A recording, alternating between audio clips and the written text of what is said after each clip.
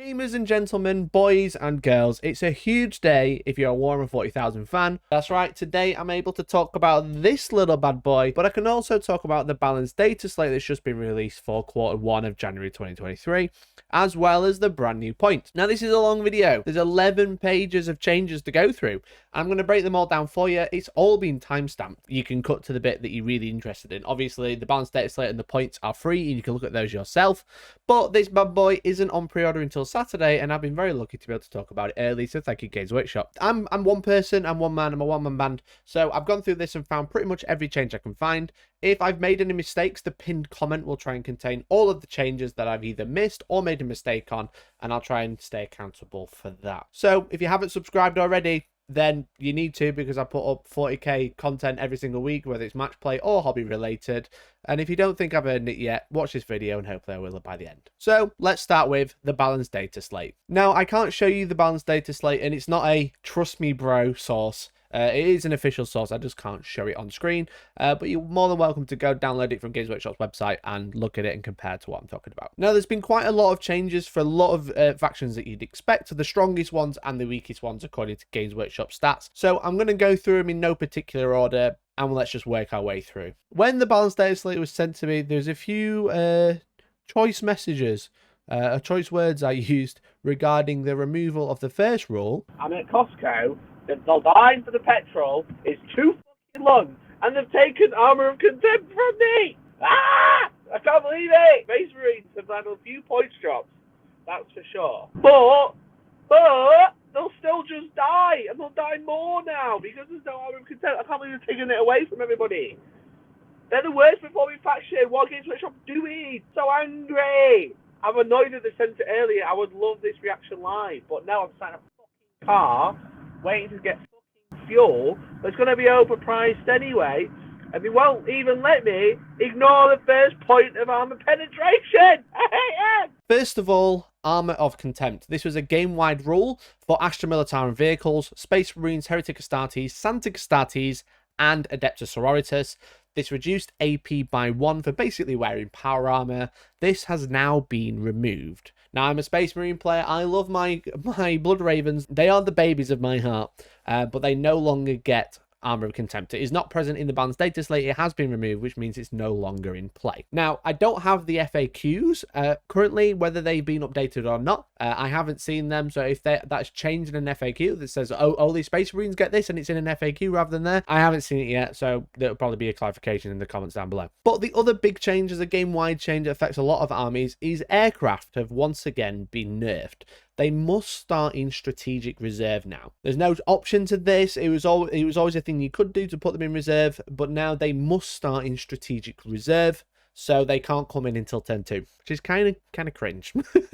Also, there's a new caveat for aircraft moving off the board. Previously, if you have bombs or similar triggered abilities that activate during the movement phase and you fly over a unit and then fly off the board, you are allowed to trigger the bombs. For example, Drakari flyers, Adamek flyers can do this.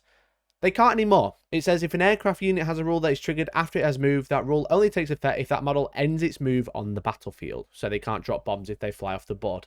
So you can no longer come onto the board and then next turn fly over a unit, fly off the board, be safe, and then drop bombs. They've just removed that completely. So it means things like Sunshot bombers, Adamek flyers, and any other bomber of equivalent is kind of hurt right now. So that's like the game-wide changes that affects a lot of armies in the game all at once. And now we're going to go more specifically, starting with Astra Militarum.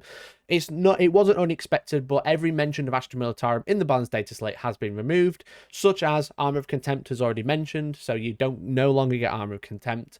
You don't get indirect. You suffer indirect penalties as per the balanced data slate. So previously, Imperial Guard ignored this, and they've lost Hammer of the Emperor, which was 6s to hit, auto wound. Now, obviously, they've had a new codex, so it's understandable it's been removed. The previous balanced data slate was written for the old codex, and now it's just in line. This is written with the idea that Astra Militarum are using their new codex, from what I can tell. Adeptus Sororitas, now they've lost Armour of Contempt, as already mentioned, but Stoic Endurance from Order of the Valorous Heart has had its change removed. Previously, this was updated to not allow re-rolling wounds against a unit with this rule. Now it's been deleted, so it's reverted back to reducing AP 1 and 2 by 1. So it's like the old rules. Because this rule was changed because the entire army gained Armor of Contempt, so their chapter trait, their Valorous Heart order didn't do anything, so it got updated to not allowing reroll wounds.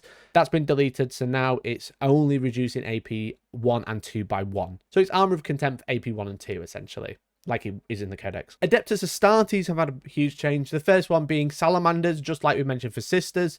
Their chapter tactic that had an update to stop re-rolling wounds has now been removed. So now it reduces AP 1 and AP 2 by 1. So it has Armor of Contempt for just those 2 AP. Because you've lost Armor of Contempt, so they've given you that back. Shock Tactics update has also been removed, but that's been rolled into the main secondaries, which we'll be going over when we go over the chapter approved section of this video. Combat Doctrines received a huge change, but if you're playing for a long time, it's actually an old change, because now you don't have to have a mandatory doctrine change. It says that if you're on the Devastated Doctrine, you may change to the Tactical Doctrine. If you're on the Tactical Doctrine, you may change into the Assault Doctrine, which means, for example, again, a Space Marine player, my Iron Hands list, which enjoys the Heavy Doctrine during turn 1, now can stay in that all game. This is exactly how Space Marine doctrines worked when they first arrived at the end of 8th edition. Then they changed to mandatory changing at the end of first turn, and then at the end, then you can change into the Assault Doctrine. Now that's gone. You can stay in any doctrine you like. You start in the Heavy. If you want to move to Tactical, you can. If you want to move to Assault, you can, but you don't have to change it in any turn. So stay in the Heavy Doctrine all game. And finally, for Astartes, they've gained a really interesting rule for troop units. Troop units now essentially have sticky objectives. Whenever they start their turn on an objective in the command phase, they continue to hold that objective even if they leave it. So much like Data Scry Salvage has sticky objectives, Astartes troops have that in every mission now, which is a nice little change for troops. Adeptus Mechanicus are back into the Dataslate after having all of their nerfs removed, but now they're only getting buffs. They've had 2 new rules added. Anything with the Bionics keyword or the Bionics special rule, essentially a 6+ invulnerable save for Rangers, Vanguard, Cataphrone Breaches, Destroyers, Servitors, Iron Strider, Ballistari, and Sidonian Dragoons, has been increased to a 5+ invulnerable save instead. So a nice buff overall for all of those units. A lot of them are tournament staples, which is really nice. But also Cataphrons of both types have the core keyword, so they actually function with the army. They aren't troops, they aren't infantry, and they can't go through walls, I don't think, but they're also not core, so they didn't really work with like Call, for example. So they've got Call, which is really nice to see. And finally, for the Imperium, we have Adeptus Custodes. They've had some nerfs changed and some nerfs removed, which is quite nice for them. So essentially, rather than just Adeptus Core Infantry being objective secured, it's now Core Infantry and Psychana troops that are objective secured. I believe this touches the Wardens as well, the Terminators, and the main infantry that you'd normally use. So Core Infantry and Psychana troops are all objective secured. So a few more units. It's not everything, it's not bike still, but it's a little bit more than it used to be. Also, Esteemed Amalgam, Emperor's Auspice, and Martial Discretion all had a once per game limitation in the balanced data slate. That's been removed, so now they're no longer once per game, which is obviously really good for Custodes because they're some of the best stratagems in the book. If not, like some of the probably competed to be some of the best stratagems in the game. They can be used every phase now. And that's it for Imperium. There's obviously a lot of big winners there. Adeptus Astartes getting some huge changes, especially the Doctrine one, which is probably the strongest thing that they could get. Sticky Objectives is nice for them. It's okay. It's pretty cool. You're not going to be taking too many troops when we go over the list building, but you know, it's a nice change. It gives the troops a little bit more use. Adeptus Mechanicus, also one of the lowest competing factions according to Games Workshop stats, also received a really nice buff there. Getting Core and Cataphrons is nice because Cataphrons haven't seen the table competitively for years. But all the main units, all the troops and the main shooting units like the Iron Striders and the Sidonian Dragoons, getting a 5+ invulnerable save flat out is just really, really, really nice change. Moving on to Chaos now. Starting with Chaos Space Marines. The Iron Warriors chapter tactic, much like the Salamanders and the Stoic Endurance of Valorous Heart, has been reverted back to its old rule of reducing AP by 1 or AP 2 by 1, rather than being no reroll wounds, because Armor of Contempt has been removed. But massively, Creations of Bile are quite a tournament staple legion. Full Chaos Space Marines has had a big change. Basically, Creations of Bile could fight on death, so when they died, they could fight back. If they're a vehicle, they count as having 1 wound. it's now only on a 4+, which is a huge change. So only half the units on average are going to be fighting back, rather than every single model in the army. It's only half the models now because it's on a roll of a 4+. So get really lucky, it doesn't feel different. Get unlucky, it's going to be really, really harsh. Chaos Demons, on the other hand, now this is a really, really big change. It's just flamers that are mentioned here, so Tzeentch flamers no longer auto hit. So essentially a Tzeentch flamer, it's like d6 plus 3 shots, auto hitting, like stupid range, advance and shoot because you auto hit. Now they have to roll to hit like a traditional weapon, so you roll to hit, roll to wound, and then armor save. So there's no auto hit on them anymore. So now they are ballistic skill 3. If they want to advance, they'll be -1 because they are assault weapons, so they can advance and shoot still, but they will be at -1, so they'll be hitting on 4s with that random number of shots. So their efficiency has significantly dropped. They still have a 3+ invulnerable save. They still have a lot of shots, but having to roll to hit rather than just rolling amount of shots and then rolling wounds is a significant nerf for that unit, I think. So much so I don't see how much play they'll have now, but we'll see. So that's Chaos. We're going to move on to Xenos now. As a Yarny, kept all of their previous changes, but the stratagem Fire and Fade had a limitation of being once per game. This has now been removed, so you can return to Fire and Fade in every single phase of the game if you can. It's a nice change. Eldar aren't doing that well in the meta. They are struggling a little bit unless you're playing like Ynnari specifically. So Craftworld's being able to Fire and Fade every single turn is really, really good. Drukhari had a minor removal and a minor nerf removed as well. If you had the Agile Hunter's Obsession, which is a witch cult obsession, a custom one, the Hypex ability, which is essentially the combat drug that increases movement, instead of increasing by 2, which it would do normally, the Agile Hunter's Obsession increased it by 3. In the Codex, it increased it by 4, but this was nerfed to 3. This has been removed, so now they can get an additional 4-inch move for that obsession with that Hypex ability rather than just 3. So it's just gone back to the Codex. And finally, Harlequins getting absolutely walloped. Worse than the invulnerable save of all Harlequins if they gained one, worse than that as well. What is this game? just make all the same shit. Don't worry about it. Just make it 5-ups on everybody. F you all. Harlequins are too good, so know what we'll do? We'll just make the same really shit. So Harlequins, as mentioned, have been hit with that nerf bad super, super hard. Every single invulnerable save mentioned in the Codex is worsened by 1. And it specifically calls out stratagems as well, such as Prismatic Blur. They essentially have a 5+ invulnerable save or a 4+ on the Solitaire, I believe. And then Prismatic Blur will be also only be a 4+. So this is a humongous nerf to Harlequins. They have been dominating the meta for a very, very long time. And this is understandable. It's understandable why this has happened. Is it too much? Maybe. I still think just upping points of key units would be good. But reducing the invulnerable save of every single unit and or stratagem in the Codex is harsh.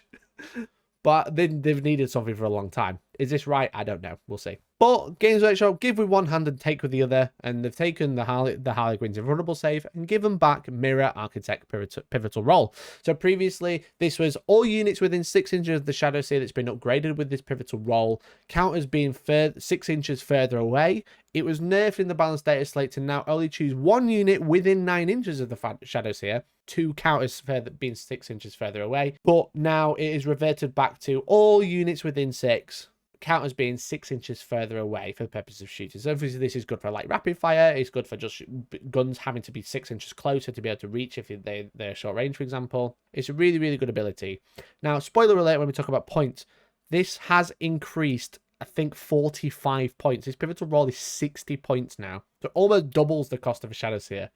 It is a humongous ability. It is a really, really good ability, but now you are paying through the eyes for it. It is 60 points upgrade. So that's a little spoiler for later, but I thought I'd mention it now so people don't get their knickers in a twist thinking,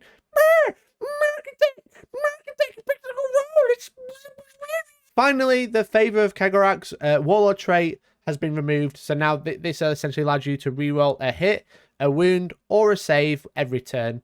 The balanced data slate nerfed it to be melee only.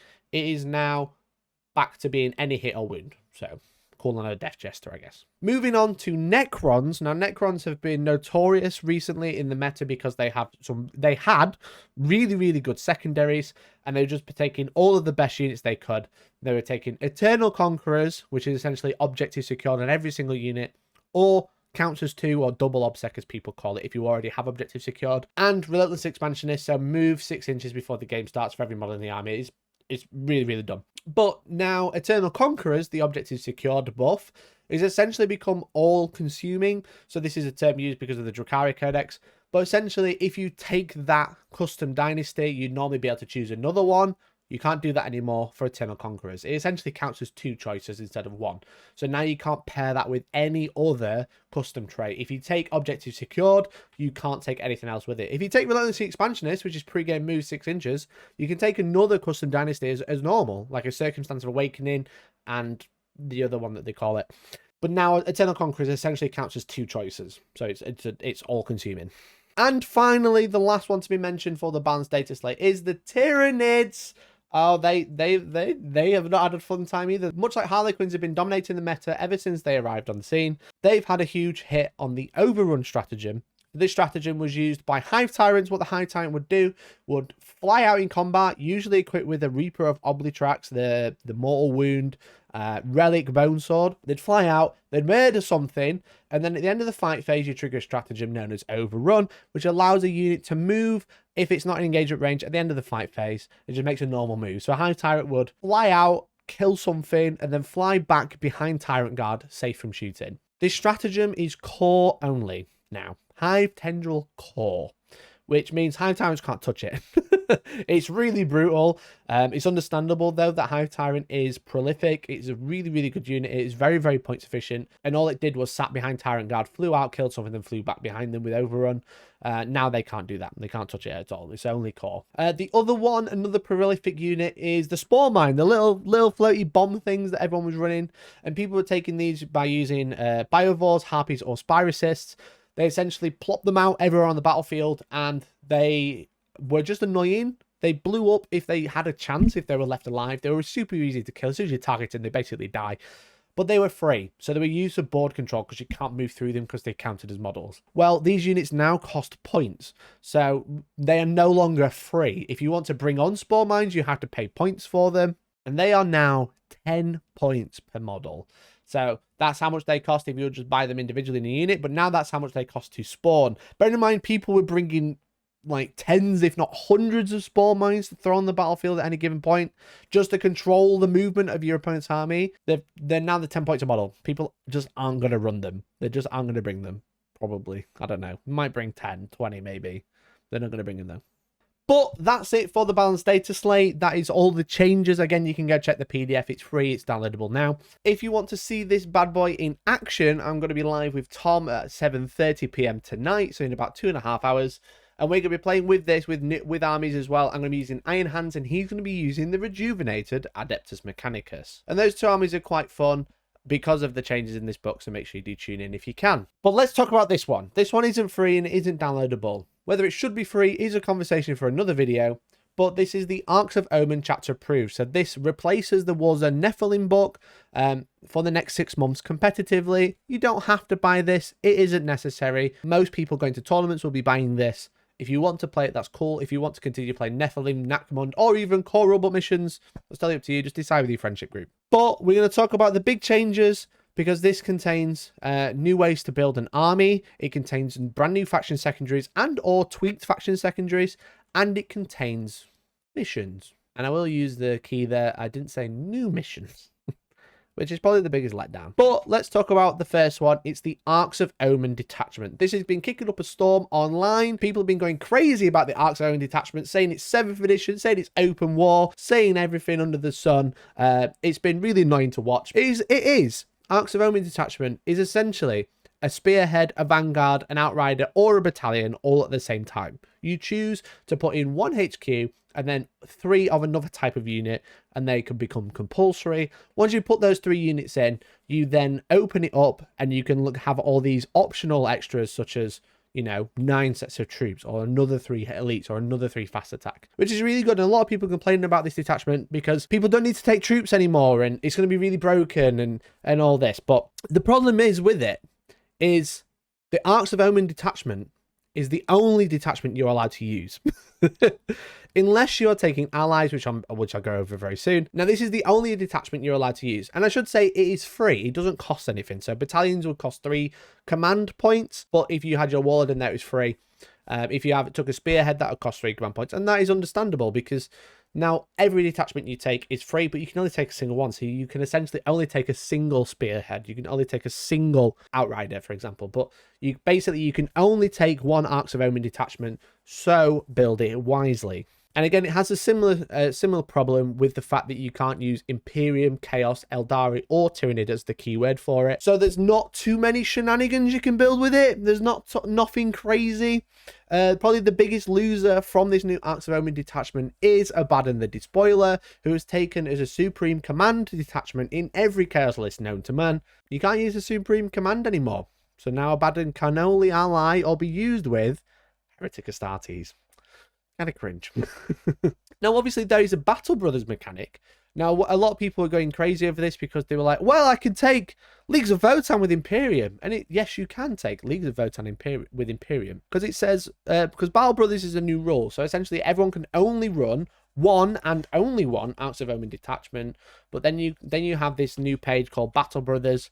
And this allows you to take a second patrol of an ally. So this is the only way to run allies. You can also take a super heavy auxiliary detachment, but it's very limiting of what you can actually take. It's not as you would think. It's not like Imperium can take a patrol of anyone. They can specifically take. You can include one of the following as an allied detachment: 1 Agents of the Imperium auxiliary support or patrol detachment, 1 Imperial Knight super heavy auxiliary containing 1 free blade unit, or 1 Votann patrol detachment. So you can't just take any faction with it. You can take a Votann, that's kind of cool. You can take 1 Agents Imperium, auxiliary support or patrol, but you can't take Space Marines and Guard together, for example, because they aren't Agents of the Imperium and they're not Votann. But I will clarify that this doesn't say anything about not breaking detachment rules or army rules. So, for example, Space Marines have combat doctrines, as we've already mentioned in the balanced data slate bit. They're a lot better now. But every single unit in your army must be Adeptus Astartes or an Agents of the Imperium. So if you want to take Space Marines and Votann together, you won't get combat doctrines. And Votann probably won't get judgment markers, I imagine. I imagine that's got a similar rule. But most armies have a rule like this. Death Guard have -1 toughness aura.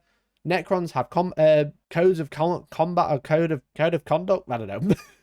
Eldar have their fate dice. All of these special rules that you get for being pure, you don't get any of them if you're using Battle Brothers, because it doesn't say you don't suddenly ignore that restriction.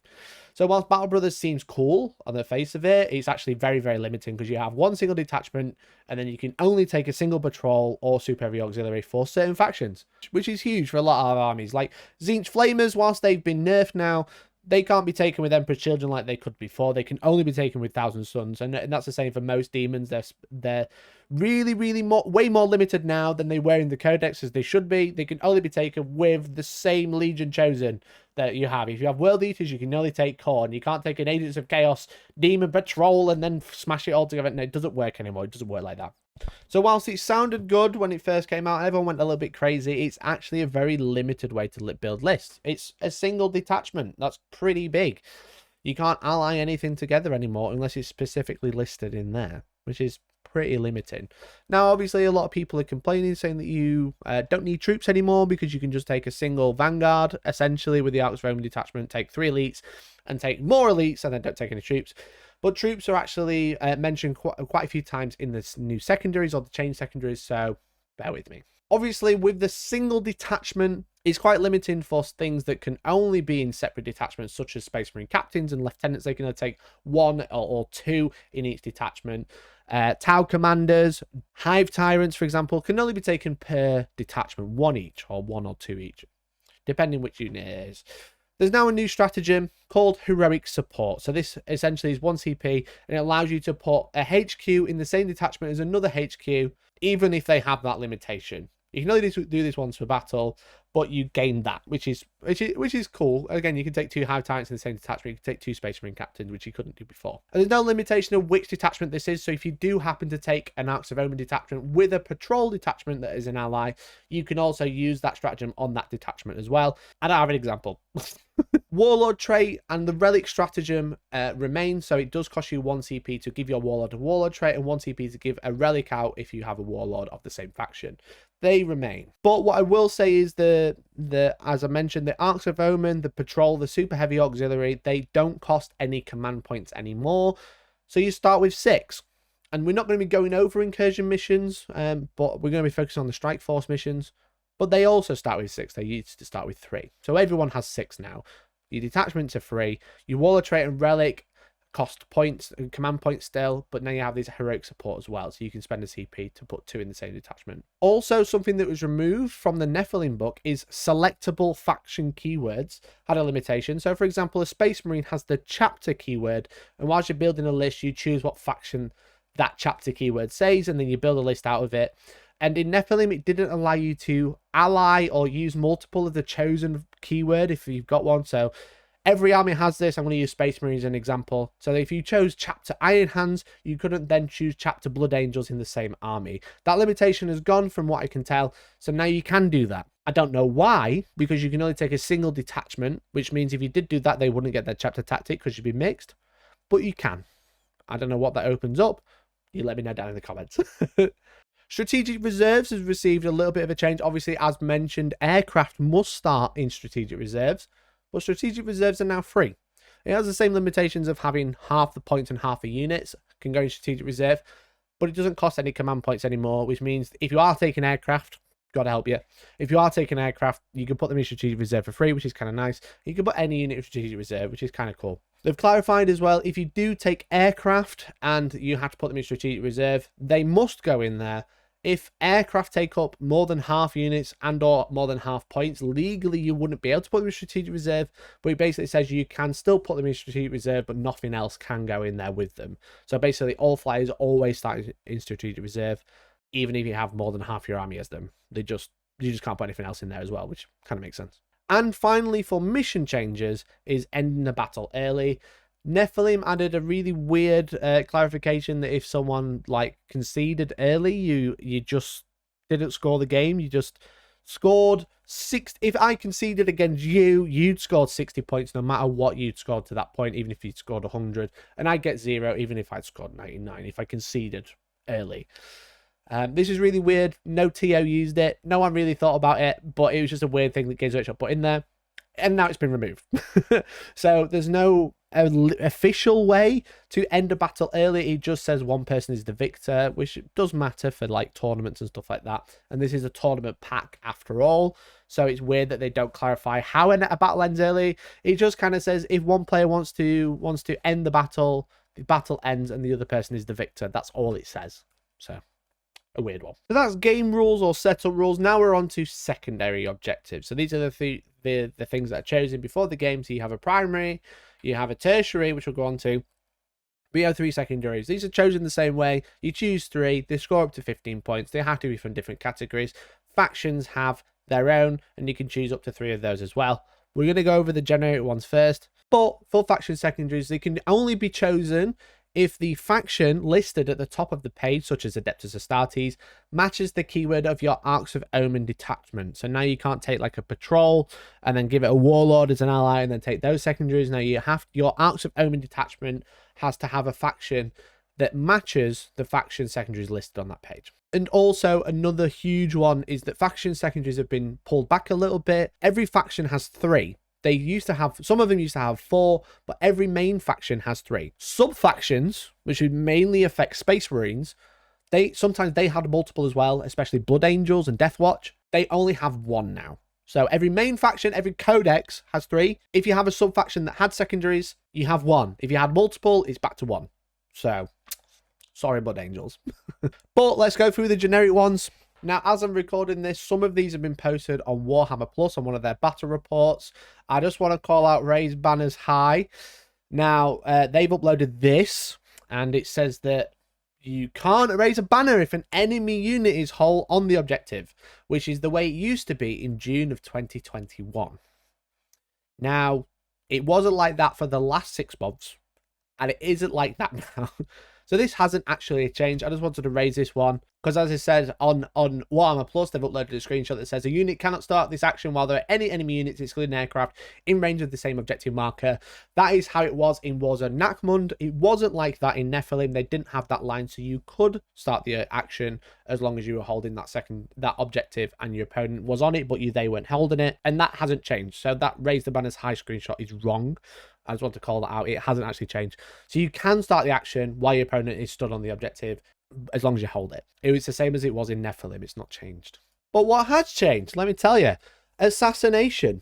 Scored exactly the same way. Kill a character for 3 VP. Kill the warlord for a bonus.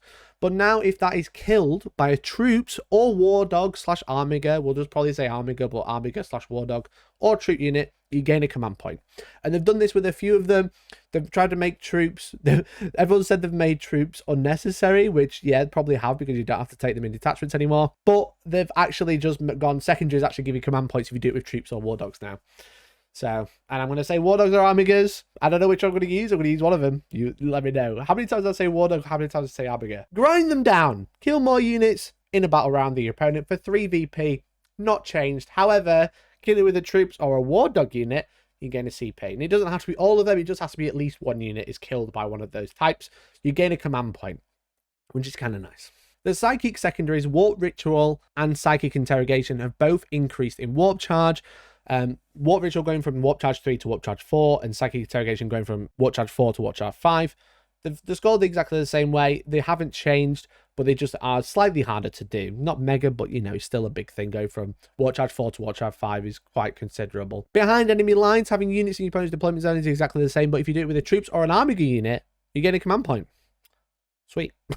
Probably a minor change on the face of it, but actually a huge change in gameplay is engage on all fronts. So this is having units in quarters of the board. If you have a unit in 3 quarters or 1, 2, 3, you get 2 points. If you have it in all 4 quarters, you get 3 points. So it's the same for 3 quarters, but to score 4 quarters to get the 3 VP, you only need to be more than 3 away from another quarter rather than 6 away, which is quite a nice change. It makes it a little bit easier to score that full 3 points a turn, because it's only 3 inches, so you don't need to run over as far. It's much more doable with most units moving 6. A quick advance you can get over. If they move 6 and they're on the line and they have to advance, they might not make it because they might not roll a high enough advance.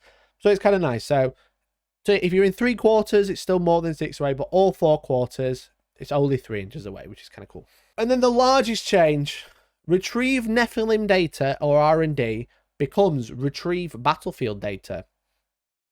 That's it. Just a name change.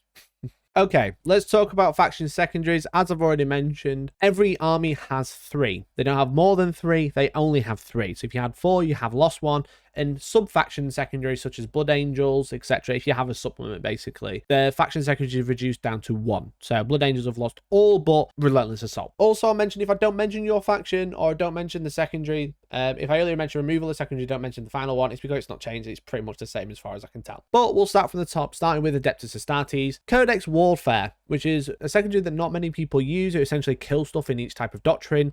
It had a limitation to how many you could score in each doctrine. That limitation has now been removed, which is huge because the mandatory change in doctrines has also gone. For example, you score 2 VP for every unit you kill with a heavy weapon whilst in the heavy doctrine or heavy and grenade weapon. You can stay in that all game and there's no limitation. So you can score full 15 points by killing 8 units with heavy weapons throughout the course of the game if you stay in the heavy doctrine, for example. Suddenly a very interesting secondary that no one took before, and now it's actually kind of good. Shock Tactics, which, is the only thing Games Workshop gave Space Marines in the last balanced data slate, and I ended up using it in every game in a tournament and winning the tournament, is now printed here, so it scores 4 VP. So it's not changed from the balanced data slate, but it's printed again. And finally, Open Moment returns to its old honor, I guess. Oath of Duty, which is essentially have a unit wholly within 6 inches of the center, was core or character unit in the last Nephilim book. In the previous book, it was any unit. It's now back to any unit, so you can have any unit in the center of the board for 2 VP, which is kind of good. Black Templars lost bathe your blood in the blood of the foe, and allow not the worship of the unclean idols. And they just lost those. They kept carry out your vows. Blood Angels lost Blade of Sanguinius and Fury of the Lost and Death from Above, which are two out of those, Fury of the Lost and Death from Above, kind of good secondaries. A lot of people were taking Fury of the Lost because Death Company were kind of good, scoring 3 VP every time they kill something, and a VP if they die themselves. Really, really good secondary. People are taking 3 units of 5, throwing them into something, killing a unit each, and then dying and scoring like 12, 13 points. That's gone now, which is a shame. So it kind of like makes Death Company not quite as a good unit choice, not quite as a staple, and probably moving more people towards even more secondary regard. But you still have Relentless Assault, so being in the opponent's deployment zone can still score you points. But for losing Fury of the Lost, in my opinion, is a big loss. But I think if you had to choose, I'd choose Relentless Assault. It's just a shame Death Company have lost that one. Dark Angels lost everything but Stubborn Defiance, so no Raven Wing specific secondary, no Martial Interdiction, it's just Stubborn Defiance. Death Watch lost Cripple Stronghold, the Long Vigil, and Suffer Not the Alien, but they did keep Cull Order, and you can now score 5 VP on it, which is essentially the secondary where they choose 3 battlefield rolls, and if they kill every unit in your opponent's army with that battlefield roll, they get 4 points, so it now scores 5, which is kind of nice. So you can actually max that one out now. Salamanders had a slight change. Obviously, they've got the same secondary as they had before, but they essentially had one which, if they got shot and didn't die whilst holding an objective, they were so cool they scored a point. And this is limited to 3 per turn. It's now limited to 2 per turn, so not quite as easy to score. And finally, so Space Marines. Space Wolves had about what felt like 500 secondaries that no one took, but they lost Heroic Challenge, Glory Kills, and a Mighty Saga, and Warrior Pride is still there, and it looks the same. Moving on to the rest of the Imperium, we have Adeptus Sororitas. They've lost Slay the Heretic, which, you know, everyone's going down to 3, so they've lost 1 as well. Sacred Grounds had a slight nerf. It only scores 4 VP if you complete the action on an objective outside your deployment zone rather than 5, so a little bit harder to score there. And finally, A Leap of Faith is completely different. It was basically, if you use Miracle Dice, you got some points if you did it in the right way. But now it's essentially, you can, at the end of the battle round, you can discard Miracle Dice and score a number of points equal to what you discarded. For example, if you discard a Miracle Dice, you can only discard 1 dice per battle round. And if you discard a Miracle Dice with 1, 2, or 3, you score 1 VP. If it's 4 or 5, you score 2. And if it's a 6, you score 3. So there's lots of ways to generate Miracle Dice, but it is on a dice roll, and then you have to discard them at the end of the turn. If you get really unlucky, or you have one single 6 and you have to score it, you have to use it. You can't use it to score. It's going to be really hard to max out that secondary, I think. So it's an interesting one. That's probably the one that's had the biggest change. It's like a brand new secondary. Most other ones have had tweaks. That's like a brand new one. Well, what it feels like. Adeptus Mechanicus lost Uncharted Sequencing, but because they're one of the worst factions of the game, the other ones got a little bit of a buff. For example, Accretion of Knowledge is scored the same way, but the 3rd bullet point, which is essentially if you have to kill a vehicle with 14 or more wounds, that's dropped to 8 now. So most vehicles, basically barring Venoms and Land Speeders, it feels like, if you only have to kill a vehicle with 8 or more wounds, so that's a lot easier to score now. For example, like Redemptor Dreadnought wouldn't qualify before to score those points. Now, like, a Contemptor does. And also for that secondary in particular, it's lost its limitation where it's basically said these units can only be killed by Adeptus Mechanicus. That's gone now. There isn't many ways you can ally into Adeptus Mechanicus, but if you do, they can help score that secondary as well. So Eradication of Flesh, which is the secondary that essentially is kill more with AdMech vehicles. If you kill more units with AdMech vehicles, then AdMech vehicles get destroyed. You score 3 VP. It's now 4 VP. So a little easier. It takes you like 3 turns to get a good score in there. And finally, Hidden Archeo Vault is scored exactly the same way, but instead of scoring 4 VP, you score 5. So all of the Adeptus Mechanicus secondaries score a little bit easier now. And I really like the way that Games Workshop is balancing the game by changing the secondaries, by adjusting the game that each army is playing to make it a more balanced game rather than just adjusting points all the time is a really nice way to do it, I think. And it's one of the things I really like about faction secondaries. Astra Militarum next. Now, I'm comparing these secondaries to Nephilim because whilst they had secondaries in the Codex, they couldn't actually use them, and they won't be able to use them in this new one either. They can only use them from Nephilim. So we're going to be comparing it to the Nephilim GT packet rather than the Codex. So, you know, a lot of my information might be out of date, but I haven't compared it to the new one. So they lost Special Orders, which is doing action whilst within 12 inches of a officer, or basically doing action objective like 4 VP. That's gone now. Boots on the Ground has updated keywords, and rather than it being regiment infantry, they don't have regiment keywords anymore. It's now platoon infantry, so it's basically every infantry unit that isn't like Ogrins, basically. They have to be in each quarter and more than 3 inches to the center rather than 6, much like engaged on all fronts. They have to be more than 3 inches from another quarter, and they score points like engaged on all fronts, but guard only. And also the regimental standard is just updated to be a keyword now. It's not really changed. So yeah, if you get a point for having the standard in the middle of the board, and you get points for every platoon unit you have in each quarter, more than 3 away from another quarter. And finally, Inflexible Command has been updated to be platoon infantry as well. And instead of vehicle, it's now squadron vehicle, so specifically squadron type vehicle. So I believe this doesn't affect, you can't use it on like basilisks and manticores and stuff like that. It's just squadron vehicles, so things that come in a squadron. Imperial Knights, all the secondaries remain the same, but now you can't take Jewel of Honor. I've never seen this secondary used. It is way too many words. I don't know what it does, but now you don't have it. And finally, for the Imperium, Grey Knights, destroy the demon, which is essentially kill demons, kill demon primarchs, kill demon shopping bags, I don't know, kill everything that's got a demon keyword in it. It's scored the exactly the same way. You get points for killing stuff, but it used to reduce the amount of points that you scored, reduce it by 1 for every demon unit on the battlefield that wasn't killed or under half strength at the end of the game. That's gone now. So once you've killed a unit and you score points, you don't lose points later. Such a dumb secondary, but losing points when, like, it's just like a win more for your opponent. It's like, oh, you didn't kill me, lose points, lol. Teleport Assault, it now scores 5 VP instead of 4, so a little bit of a change. And then Purifying Ritual, a slight nerf because it's warp charge 6 rather than 5. So most of the psychic secondaries, it feels like, went up 1 warp charge because a lot of them were just kind of, oh, you don't have a psyker? I've got it. So they've upped it warp charge, so there is some stakes in there now. Time for Chaos. We're going to talk about the Chaos secondaries now, starting with Chaos Space Marines. They have Rise to Glory, now scores 3 VP if a character, monster, or vehicle is destroyed. And this can be shooting or combat rather than just combat. It's still a max of 5 per battle round, and you still gain CP in the same way, but it's just, you can do shooting now, which is pretty good. And the Long War, rather than being capped out with 3 VP, is now capped out at 4. Again, making Chaos score a little bit easier. Probably quite a big one is Alpha Legion next. Now, they essentially have a unique action. They can subvert an objective and do some wishy-washy Legion stuff on it.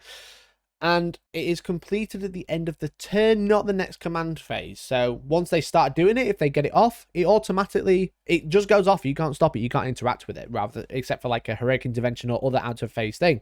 You can't kill that unit and stop them subverting it. Now, to subvert it, they have to roll the 4+ rather than a 3+. But once they've done it, you can't hold that objective. And you can't turn off the subvert. So you can't interact. You don't get a turn to shoot them or charge them and try and kill them later. If they manage to get on that objective and roll a 4+ in their turn, it goes off at the end of the turn. And now you can't hold that objective. It's going to be kind of difficult to deal with. Now, Alpha Legion aren't the strongest Legion, but that is a really, really good secondary. As we mentioned, troops aren't going to be taken according to Arks of Omen detachment experts online. But Black Legion had their secondary updated Despoiled Dominion, where troops automatically score this secondary or this action at the end of the turn. If they're not troops, it's still at the start of the next command phase like it was before, but troops score it a little bit earlier, which is kind of nice and probably a reason to take troops. Crazy. Emperor's Children, one of the notorious legions in the Codex, have been one of the strongest, that and Creations of Bile. They've had a nerf to their secondary, the Adorn the Canvas Eclectic. Now, they had like 4 categories that you had to fill, and then you got a bonus. If you did all 4, you no longer get the bonus, so it's slightly harder to score. Iron Warriors, these are going to be an interesting faction going into the new season, I think, because of their change to the chapter tactic back to the old one. Their secondary is pretty much the same. They basically lay out 3 objective markers that are demolition markers and not objective markers, but they're called demolition objective markers. And they have to do an action on those objective markers to score. Now, there's a little bit of a clarification. It has to be more than so far away from another objective. If you can't place all 3, you destroy one until you can place the next one. And if you can't place that, you destroy that one as well. So kind of hard on smaller boards. If that objective marker, the demolition objective marker, that is not an objective marker, but it is for the purposes of the demolition action, if you do that action on an objective marker, the demolition objective marker that is near the opponent's deployment zone, you'd score an additional 3 victory points. Now it's 4. That was a lot. Red Corsairs have a secondary called Raid and Reeve. This is exactly the same, but now it's scored at the end of your turn, not at the end of the at the start of the next command phase. So really easy to score now. And there's been a lot of changes like this for Chaos, it feels like. Word Bearers have Exalt the Dark Gods. It now scores 3 VP for completing the tally once rather than 2. And then the rest of the tallies are exactly the same. It's just that first one. If you do really bad on that tally, if you manage to score the first one, you get 3 points rather than 2. World Eaters, probably a preview almost, because these are 3 brand new secondaries and one of them has been removed. Obviously, I mentioned Sisters felt like they were the only one with a new secondary. World Eaters are getting a new codex. This feels like a preview to the new codex, especially for one of the secondaries. But Skulls for the Skull Throne is gone, and you've gained 3 new secondaries. So there's first a purge of the enemy, blood for the blood god, original. You can't fall back to score this secondary. However, you gain 2 victory points for each monster, character, or vehicle killed in melee, and 1 VP for every other type of unit killed, to a max of 4 VP, which is kind of good. And this is scored at the end of the battle round, so you can kill units in your or your opponent's turn during that battle round. As long as you didn't fall back in that battle round, you score those points, up to a max of 4.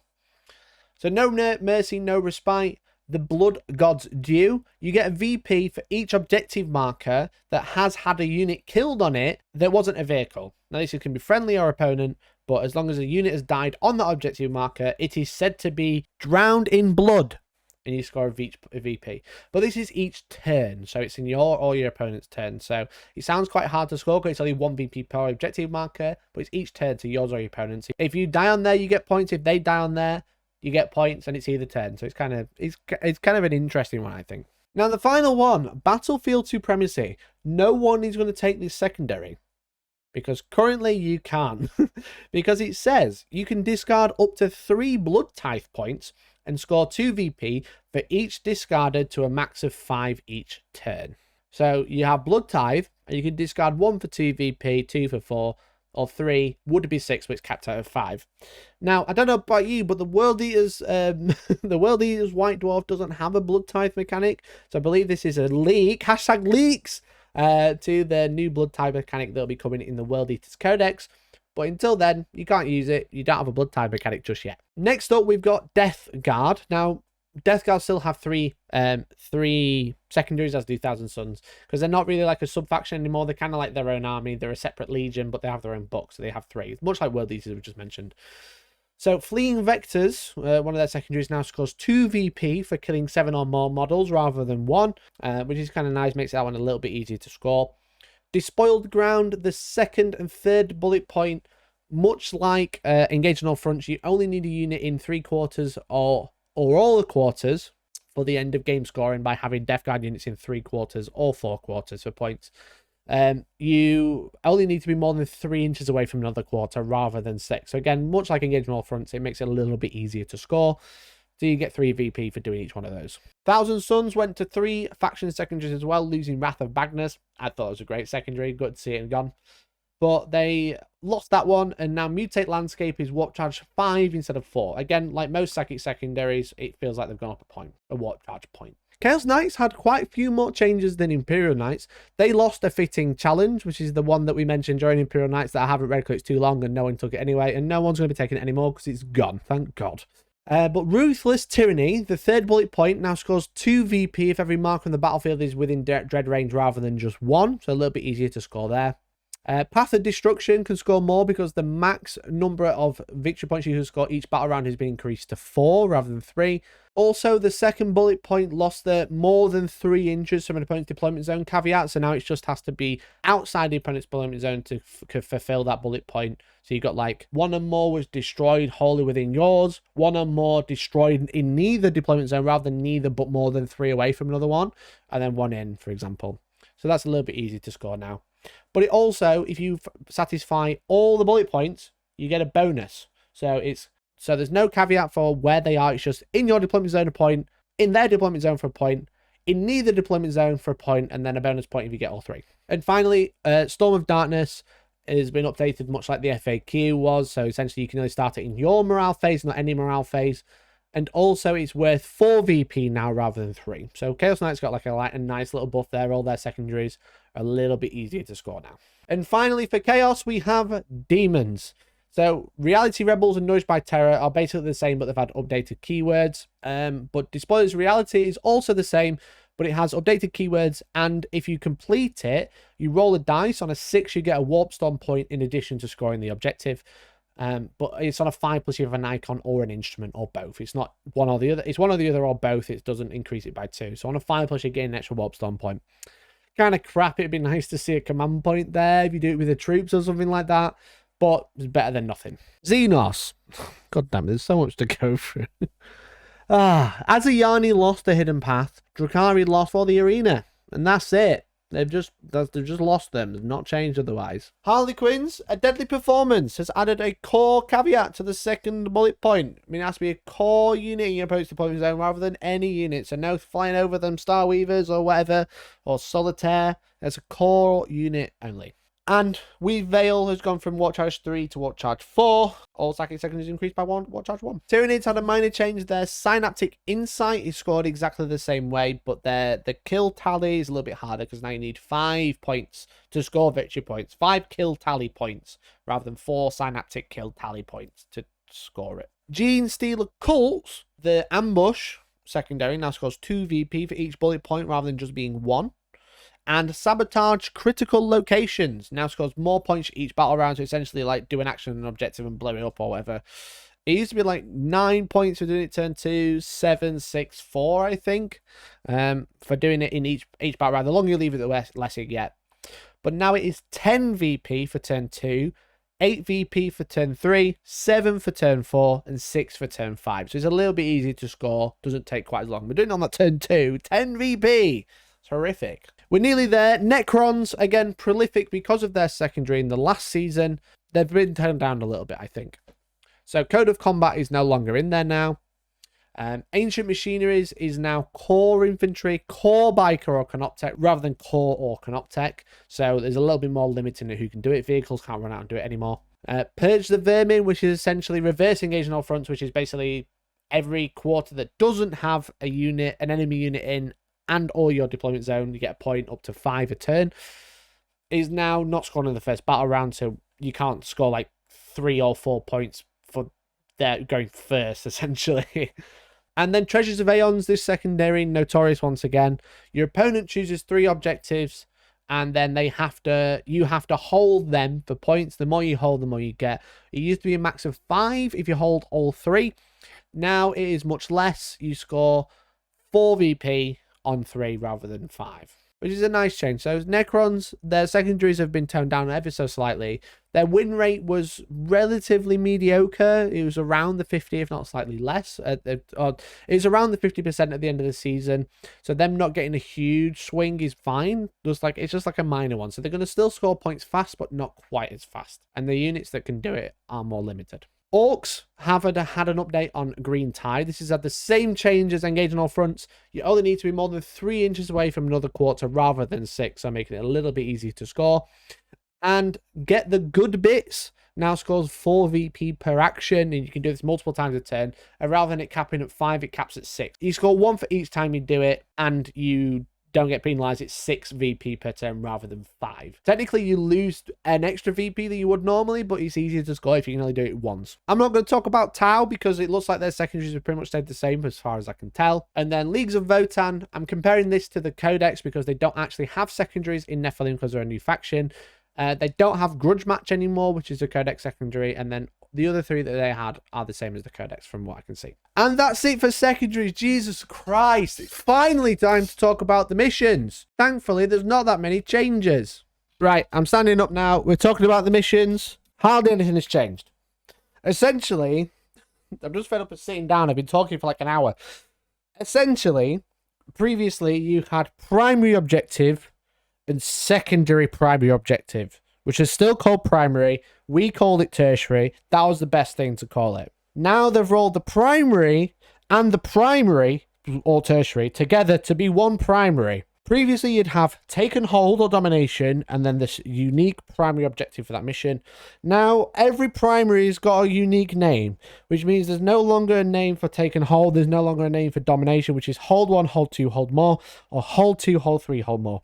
Now it's wrapped in. For example, Abandoned Sanctuaries, a mission from Nephilim, had taken hold 1, hold 2, hold more for 4 VP, and another primary called Secure the Sanctuaries.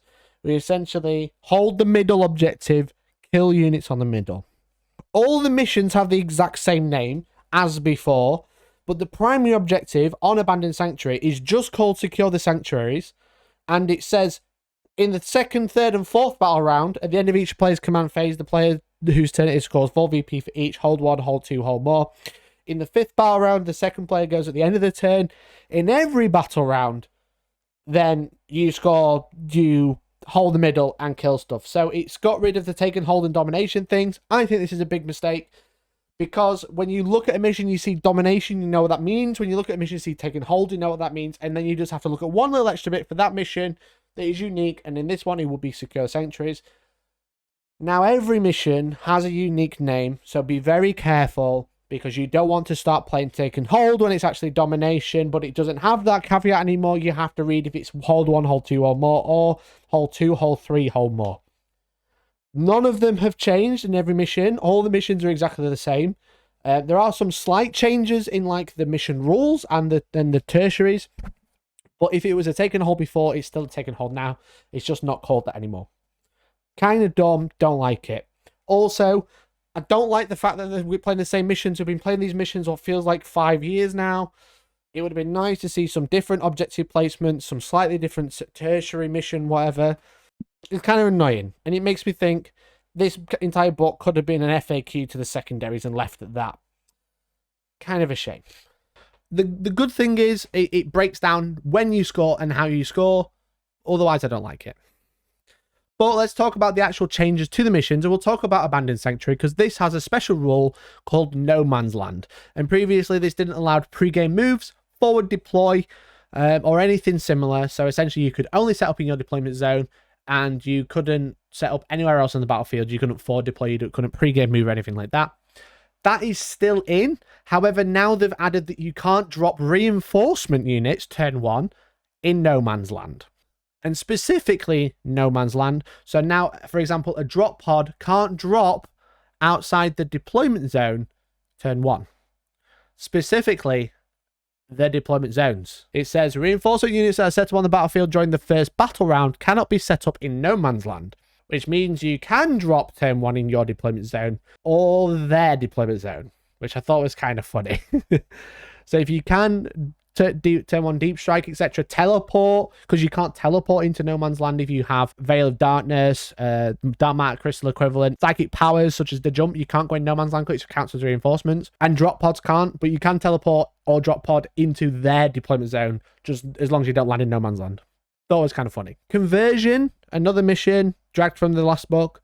This has a special rule called Leading from the Front, which essentially meant that you only gained a command point due to Battleforge CP bonus, a mission rule as well, essentially gaining one at the start of each turn. This only happened if your Warlord was on the battlefield or on in a transport on the battlefield. Now, if your Warlord isn't on the battlefield or in a transport, you roll a dice. On a 4+, you gain it. On a 1, 2, or 3, you don't.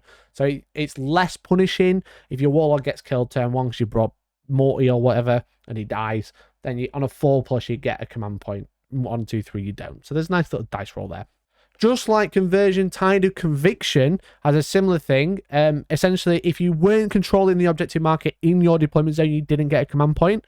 Now, if you don't hold that objective marker, you roll a dice. On a 4+, you get it still. On a 1, 2, 3, you don't. So the same way, you gain CP by rolling if you don't fulfill what they want. So having your Warlord alive or holding that home objective for supply lines into Tide of Conviction. Also in Tide of Conviction, the secondary scoring, the tertiary, whatever, is slightly changed. So this would, you score 2 VP for holding an objective in your opponent's territory, so on their half of the board. That's the same. But end of game, it was like score 4 VP if you hold the one in your opponent's deployment zone, and then 2 in their every other one that's neither player's territory. Now it's just hold 3 for each objective you hold in the opponent's territory. So it's a little bit easier to score. You don't score quite as much if you're in their deployment zone, but you get a few more points for each other one, which is nice. So you're basically looking at scoring probably 6 at the end of the game rather than just 4. And that's it for mission changes. There's not a lot there, and it's probably the most disappointing thing about this book, that we're still playing the same missions that we have been playing for 12 months. Obviously, the secondary changes are nice. That could have been an FAQ. It would have been nice to see some brand new missions, and it's always my complaint with these chapter approves. They change a little bit because they want to keep the balanced meta, but then they charge £25 for it. It's not ring bound anymore like it used to be. The Age of Sigmar one is very, very high quality compared to this, and they charge the same price for it. So it's always a bit like, yeah, you need it for competitive play, but is it worth it? You need it, but is it worth the money they're asking for it? If it was like 15 quid, I'd be like, yeah, go on then. Go ahead, lad. It's fine. Especially with discount retailers probably doing it closer to 10. But it's not, it's 25. So it's closer to 20 quid. Is it worth 20 quid as book? It's fine. It's got the core rules printed in the back as well. They haven't changed as far as I can see. The missions just haven't really changed enough for me to go, yeah, go out and buy this. It's a really good book. Now, I haven't checked Incursion. I don't really play Incursion that much. I don't really see it as like a competitive format used hardly anywhere, except for like really obscure RTTs, etc. That's cool if you enjoy it. I'm not shitting on what you do. I'm just saying I don't play that. I'm looking at this from a purely Strike Force perspective, and I don't think it's worth the paper it's printed on because they charge too much for the paper. And with that out of the way, let's talk about points. We're nearly there. And points are a free PDF as well. Once again, I can't show you the actual document I've been looking at, but it's not a Trust Me Bro source. It's a real source. So go check Games Workshop's website to compare notes. I'm not going to go through every single change. There's a hell of a lot. I'm going to talk about tournament staples or units that I think are used in quite a lot of armies or things that are quite interesting. I'm not going to talk about every single thing. You can go look for free. There's no point me going over it too much. Again, I'm a Space Marine player.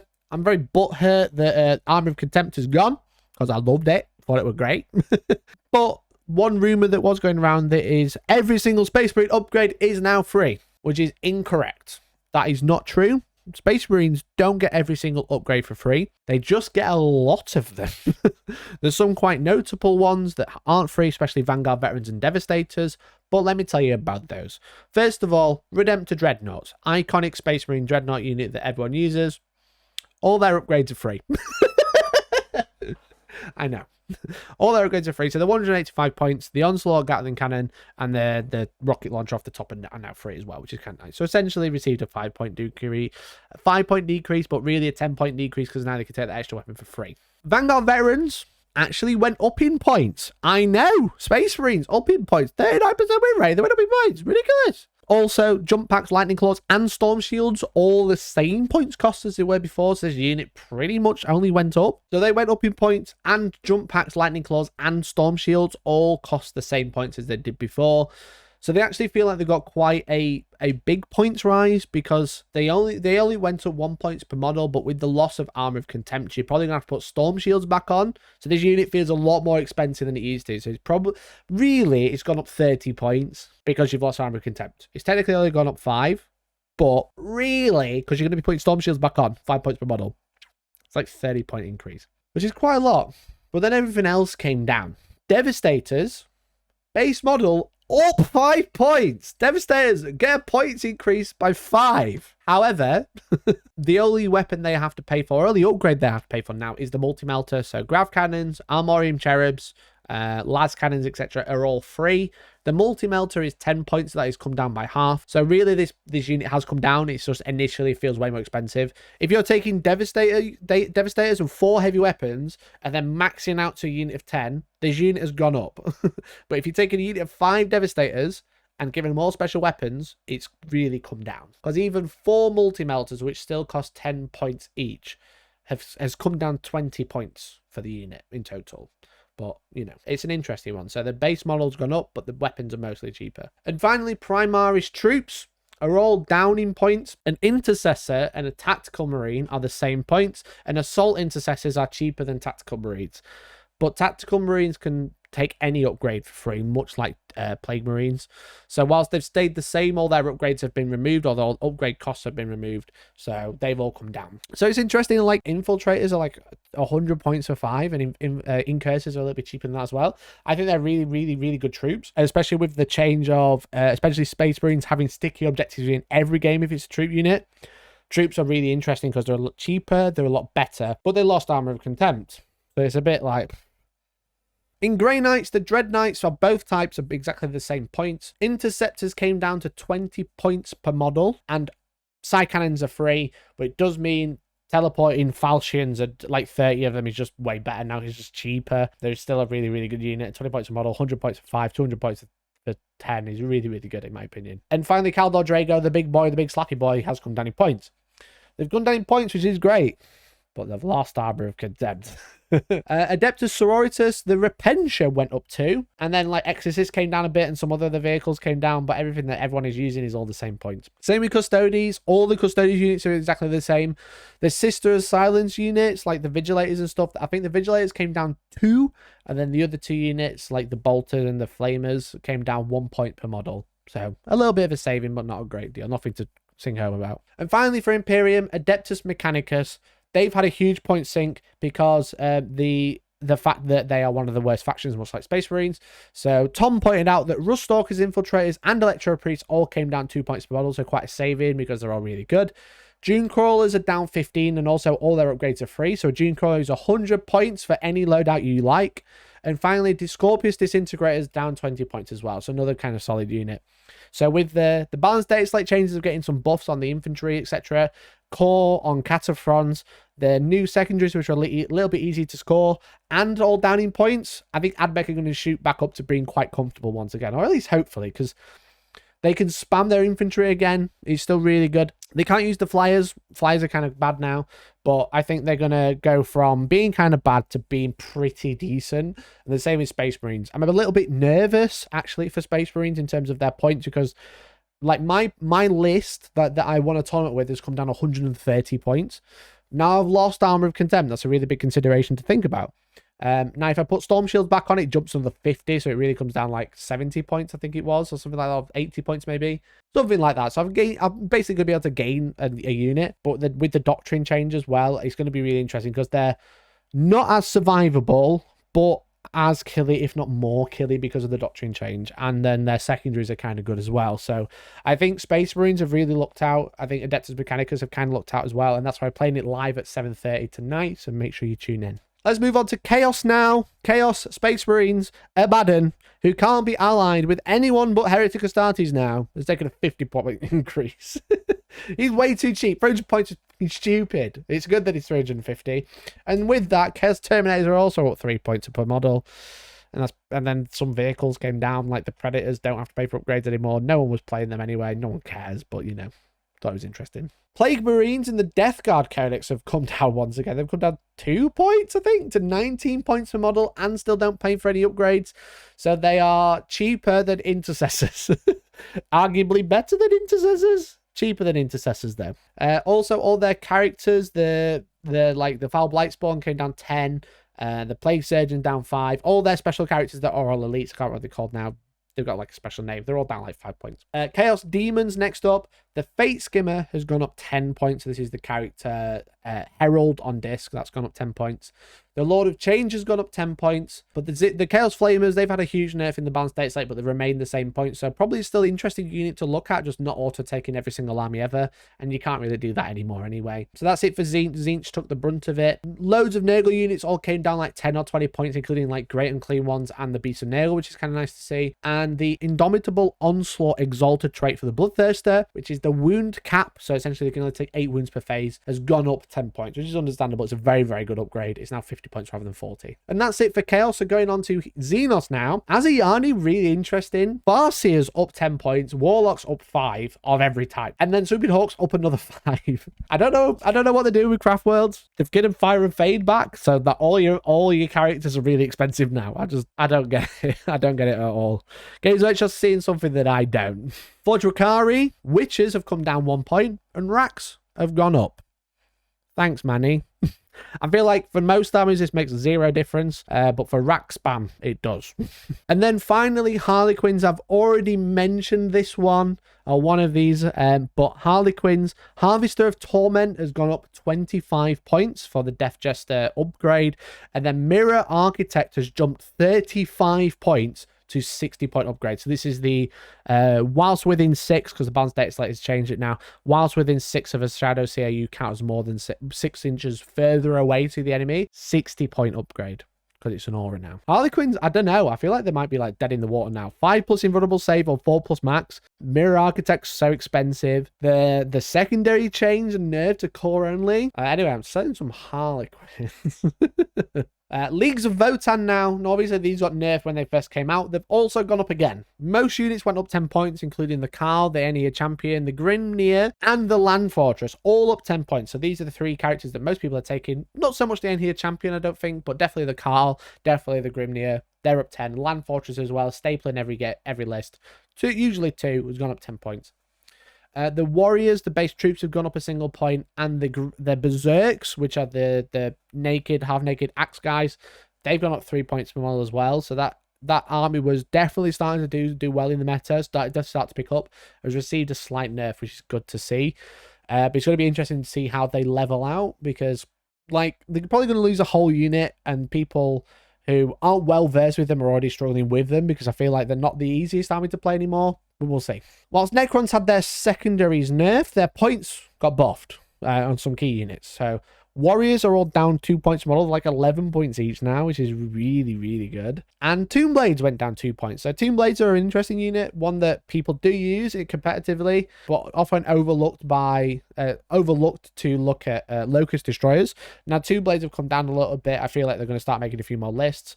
Warrior spam, it's interesting, but they've had the Relentless Expansionists and and the Eternal Conquerors nerf, so I don't know how well Necrons are going to play now. But they've got a few. They're going to be able to get a few extra models if they're bringing more of a traditional Warriors on stuff list. And then Lords of War that no one was using, such as like the Monolith, the Tesseract Vault, the Obelisk, which I have as great, cool model, just useless. They've come down like 40 points each. Next up, we've got Orcs. They've received a bit of a Space Marine treatment, where the knobs and the boys' equipment are down or free. So like they've come down a lot of points to upgrade them, or they're basically free.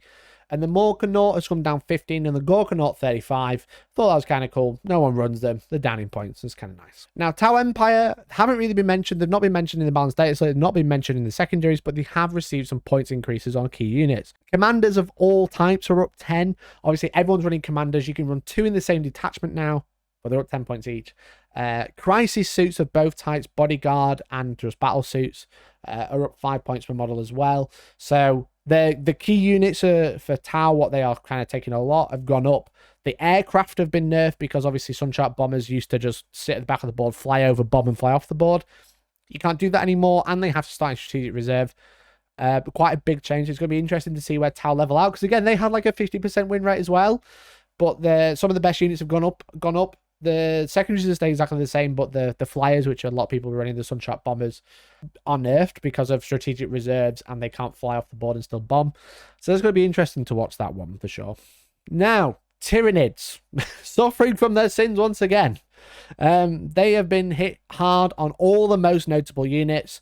So I'm just going to give you a run through. Neurothropes are up 10 points, which is obviously crucial. Hive Tyrant up 20. Understandable, but still quite a big spike. Tyranid Warriors, even though they were nerfed due to the change where they couldn't benefit from essentially transhuman, because they're a synapse creature but not a monster, or non-synapse, they now have to pay for Death Spitters, bone swords, and dual bone swords. So they've gone, actually, while the base cost has stayed the same, some of the upgrades now cost points, so that's a slight increase in points there. Tyrant Guard are up 5, and the two huge ones, Zoanthropes, are up 20 points each, so 70 points per model, which is that's a 60-point increase for the base unit. That is huge. And the Harpies Heavy Venom Cannon have doubled in cost, so they're 30 points each rather than 15. Now, this faction is still was very, very good. With all these points increases with the balanced data slate and the mission changes, it's going to be interesting to see how far they can compete. I still think they can do really well, but obviously Hive Tyrant not being able to jump in and out is huge. But a lot of the units have just gone up. It's just they just get way less on the board now. Because I said, if you ran probably a pretty typical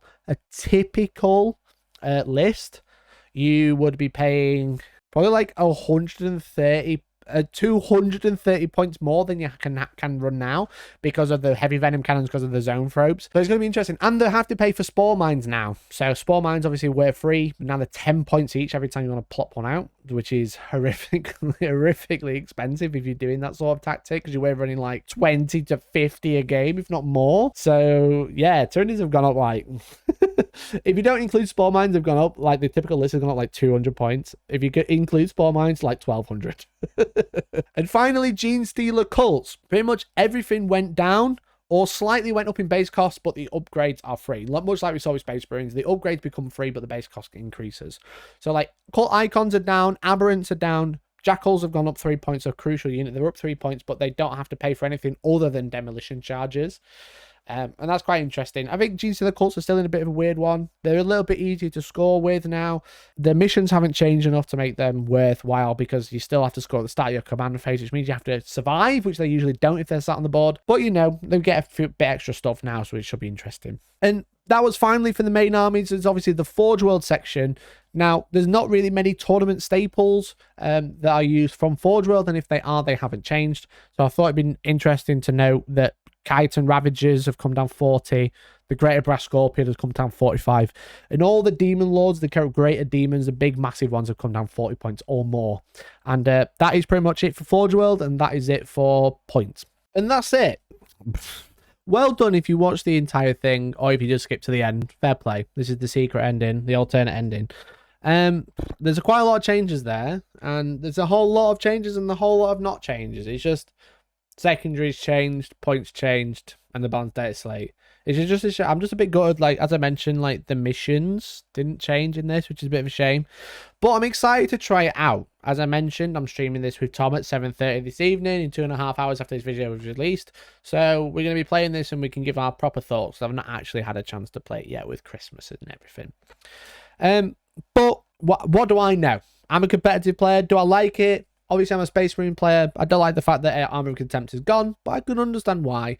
But a lot of the units have come down. And a lot of the struggling units have come down in points and had some buffs in the balanced data slate. And all the notorious armies, such as like Tyranids and Harlequins, have received a very big nerf and points increases and faction secondary nerfs at the same time. Now, it's going to be interesting to see how well Admech and Space Marines do out of this. I think probably Space Marines are going to really do well after all of this. It feels like they've got a lot of very, very good changes. Albeit, whilst losing Armor of Contempt, they've had a lot of other really, really good changes, to a point where I'm a bit like, maybe they are going to be quite scary. But I don't really know until we like really see it happen. And that's the same for Admech as well. They've like got all of their old stuff back, bar flyers, and they've got buffs. And is that going to be enough? I don't know. We'll have to see. In terms of other factions, again, I don't play many other factions except really casually, so I can't really comment on them too much. But you know, stuff like Tyranids getting nerfed, Harlequin's taking a humongous nerf in both balanced data slate points and secondaries. Tyranids doing very much the same. It's going to be interesting to see what their win rate settles out at in the new season. And overall, it's just interesting. It's a really big shake-up, and you know, in a few months' time, we might get another one. We might get a new edition, because it's like, you know, it's been 3 years, nearly 3 years. It's been 2.5 years since 9th edition came out. Are we going to see 10th edition announced at Warhammer Fest? Maybe. That's just speculation going off the 3-year cycles that have been running for other editions of the game. It's a shame this doesn't have new missions, so it makes it too expensive to go out and buy this. But if you are a tournament player, you've kind of got to go out and buy it. So you kind of like stuck up shit creek, I think. In terms of balanced data slate, a lot of it's really good. I think Harlequins, it feels like they've been a bit too harsh, but I suppose we'll find out soon. And then points, there's too many point changes to go over to really like look at it, but it feels like the faction I play, the one I'm looking at the most, has looked out. Tyranids have been hurt. And Tau have been slapped on the head. And then Necrons as well, having their secondaries changed and nerfed a little bit, but then getting points decreases is interesting. So we'll just have to see. That's all I can say. I don't really know is the answer. This video is way too long anyway. If you haven't subscribed, please subscribe now, because you've watched the entire video maybe and made it to the end, and you've taken all this information. You can't even click subscribe. Cringe. Like the video, make sure you share it with your friends so they can get all the information as well. And also, if you really want to support the channel, consider becoming a member, and it really helps me keep the lights running, keeps me reading, because it's hard to read in the dark. And that's it. So thanks for watching, and we'll catch you next time. See you at 7:30 live battle report. Catch you later. Bye.